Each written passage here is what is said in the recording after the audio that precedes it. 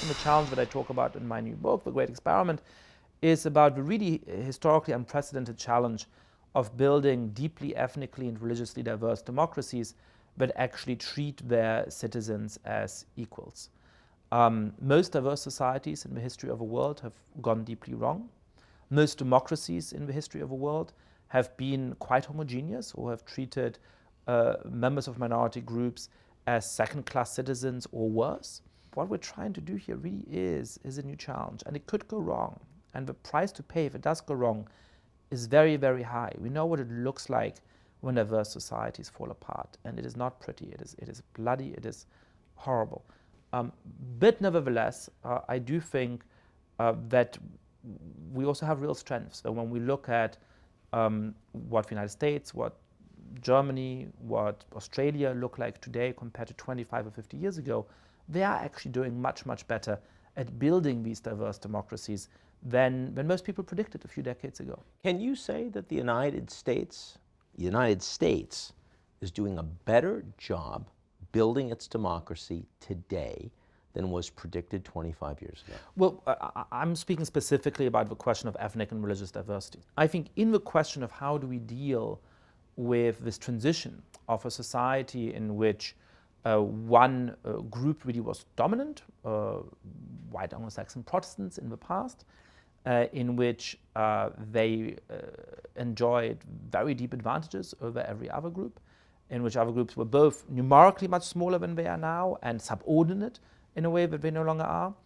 I think on those counts we really are making very big progress. So let me just give you a few examples of that. The first is that racism was quite open and very widespread in the past.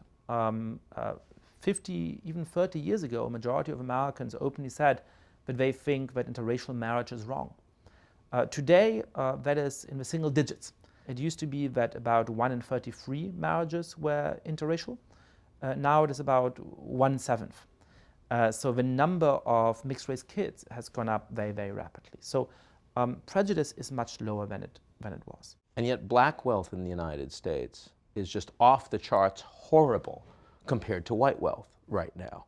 And so how can we explain why you would be more tolerant in terms of, again, intermarriage between races, but that you would see this yawning gap in terms of wealth accumulation and economic capacity?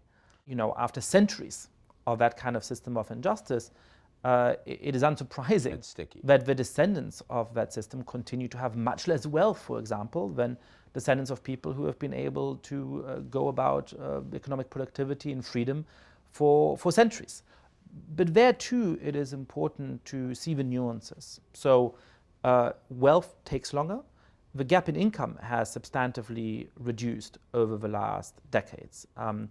And black women born into the poorest quintile of the population, for example, actually have more socioeconomic mobility than white women who are born in similar circumstances today.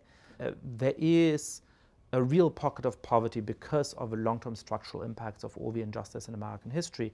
But the modal experience of African Americans today is hopeful. And actually, when you ask African Americans how they feel about the American dream, how they feel about the future of America, they are more optimistic than white Americans.